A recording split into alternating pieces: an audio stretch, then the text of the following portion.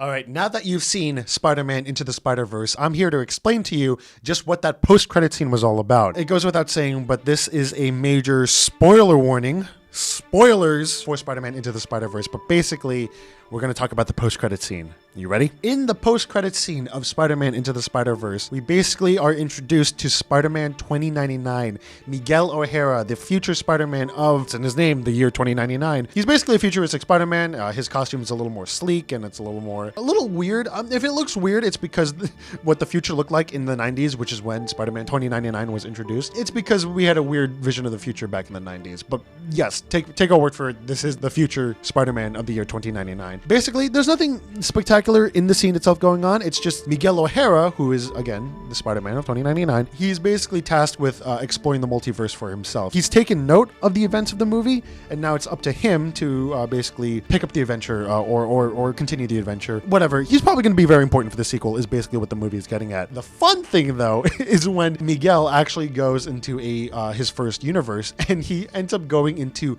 Earth 67. Earth 67, according to the movie, is literally the 1967 Spider-Man cartoon series. Spider-Man does whatever a spider can. The one that everyone makes memes out of. Yes, just every single meme you've seen of Spider-Man maybe doing this or doing literally this at a computer, that's from the cartoon, from the horribly, wonderfully silly cartoon. And in the post-credit scene, Miguel OHara swoops into the Earth 67 and he meets Spider-Man of that universe, and they basically, yes, they do that duplicate pointing man meme that is just very popular on the internet that you've seen maybe on Twitter a million times before. No real explanation there. I mean, obviously Sony wants a sequel. They planted the eggs for a sequel. There's still more of the multiverse to be explored. We've only explored, I wager, barely a fraction of the multiverse that's existed in comics already. There's obviously so much potential for more Spider-Man movies. I've got my own personal ultimate Spider-Man favorites. I hope the Japanese Spider-Man of the 1970s series produced by Toei, you know, the one with the robot,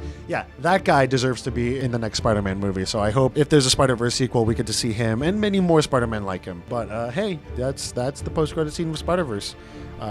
It's funny, wasn't it?